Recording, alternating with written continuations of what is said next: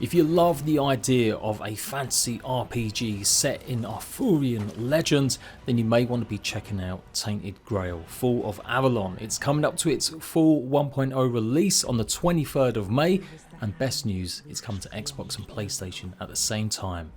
Now, I'd seen this game a little while ago. In fact, it came out in May 2023, but I ain't gonna lie, it looked a bit too dark and gothic for me, and maybe it wasn't really gonna gel with the rest of my content. But since I've been diving back into fantasy and RPG games more, most recently of course the Oblivion remaster, this is starting to really appeal to me.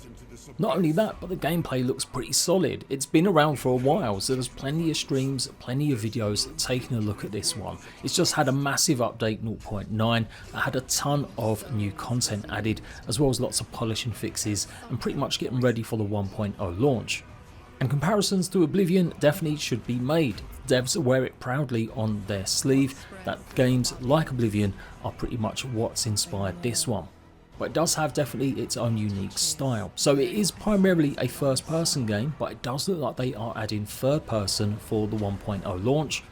Of course, it is a single player only game. You won't be able to play it with your friends, but nevertheless, since the success of Oblivion has shown that players really just like a good classic RPG, especially obviously with a name as big as that one, they may actually like the look at this as well.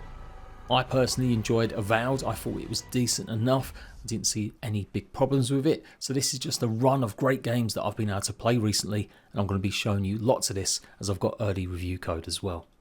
So let's go over some of the actual gameplay details and what you need to know.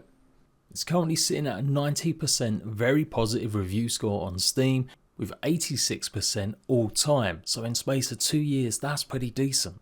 We'll be stepping into a dark reimagination of Arthurian legends in the first person, now also third person, open world RPG, exploring a world stuck in everlasting autumn, witnessing failing legends and making meaningful choices woven into a complex branching storyline.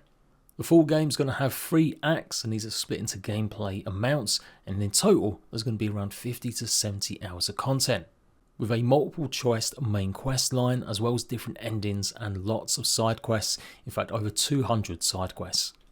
Currently though, if you're thinking of getting ahead of the game and buying it on Steam earlier, be warned, it does look like your save files will be wiped and a fresh start needed once 1.0 is here, so you may want to hold off actually starting the game till then. So the game has got this kind of Dark Souls gothic vibe in my opinion, and it's kind of set in a 600-year time span from King Arthur's first rule. It's got all the usual RPG tropes that you would expect, with viable melee, magic and bow classes as you swap between all sorts of different weapons, throwables and utilising your magic.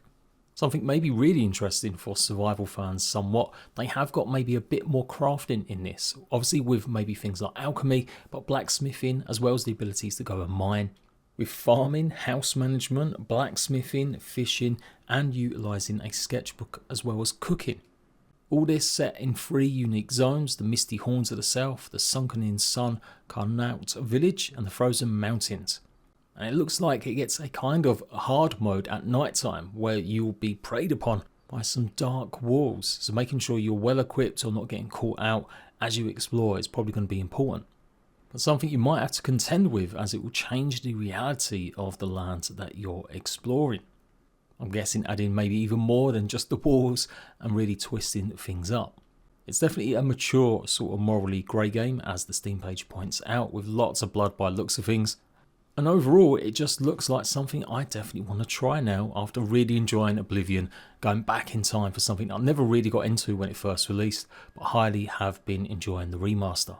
You might think it'd be a bad time to release something like this. Obviously, the Oblivion remaster came out of nowhere, but I would say fans are definitely probably still looking for another RPG hit, and it tends to lend itself to things. When you see a good, great game that's showing some potential for a genre that maybe you've not got into before, or that you just really enjoy, you are often looking for that next one. There's a big influence of sort of Daedric, I would say, or Dark Gods at least, with this real gothic atmosphere with plenty of boss fights by looks of things. And maybe not as difficult as Dark Souls, or maybe it will be. I'll have to let you guys know once I start playing it. It looks like there's a lot of freedom in how you can choose your classes and combat styles to take on the enemies. They've got a bunch of different collector's editions and deluxe editions coming out, a physical edition on Xbox and PlayStation as well. So yep, I've got review code, I'm going to give it a whirl, and I'll let you know my opinion once the embargo's up close to release date. So let me know what you think about the game for sure. I'll be checking it out with some live streams, and oh yeah, they've got even some golden horse armor too, but this isn't a microtransaction. It comes included. I'll see you ratbags later.